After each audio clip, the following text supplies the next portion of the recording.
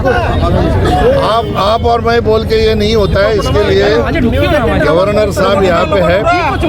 Governor साहब को इस सारे बात का वो जायजा लेके वो अगर सिफारिश करते हैं तो केंद्र सरकार इसके ऊपर सोचते हैं।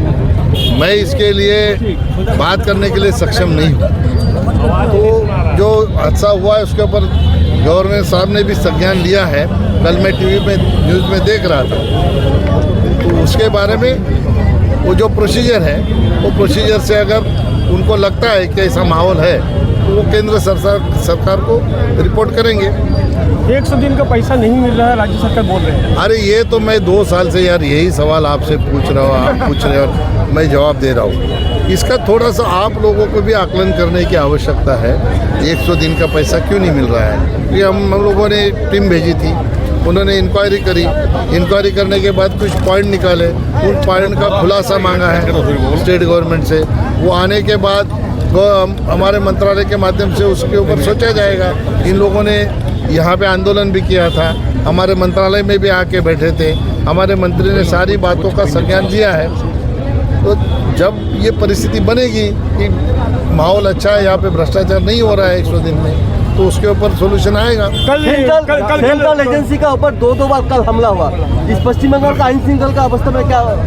देखो, मैंने भाषण में भी कहा है, ये इंडी अलायंस जो बना है ये बार बार एक ही बात कहते हैं कि संविधान खतरे में है। अभी आप सारे प्रेस वाले भाई बहन हो, संविधान कहाँ पे खतरे बताइए? भारतीय जनता पार्टी तरह हुआ है। संविधान का अगर किसी ने सम्मान किया है तो मोदी जी ने किया। बाबा साहेब आम्बेडकर जी के 125वें जयंती के अवसर पर पार्लियामेंट में 2 दिन का डिस्कशन किया। फिर भारतीय जनता पार्टी के सभी कार्यकर्ता को बोला कि 125 घंटा संविधान का पठन करो।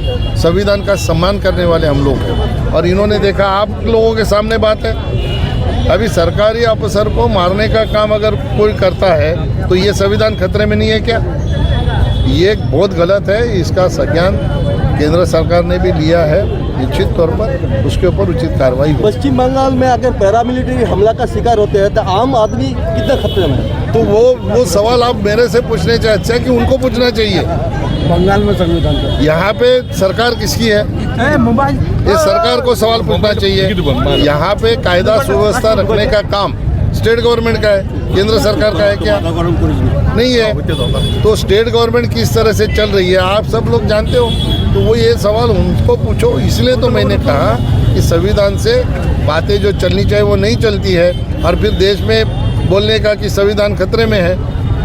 कलकत्ता का हाईकोर्ट का विचारपति ने बोला है कि जो लोग हमला किया है वो सवाल क्या है, वो बंगाल का है या बाहर से आया है, बांग्लादेश से आया, ऐसा खुद सवाल किया हाईकोर्ट का विचारपति ने। आपका क्या राय है? अभी वो स्टेट गवर्नमेंट ही उसके ऊपर रिपोर्ट दे सकती है, कौन कहाँ से आया है।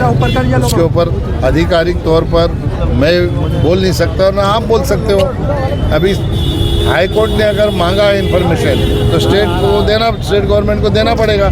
उसके बाद में पता चलेगा कौन है। अभी जो है जिनको बचाने के लिए किया, तो इसका मतलब ऐसा है कि बंगाल का ही लोग होगा।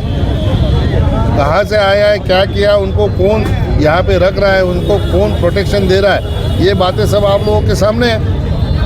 जो मूल वही तो स्टेट गवर्नमेंट पुलिस की यहाँ पे कायदा सुव्यवस्था रखने का काम यहाँ के पुलिस का है। तो यहाँ के पुलिस ने जो भी यहाँ पे जिन्होंने हमला किया है उनको पकड़ने का काम उनका है।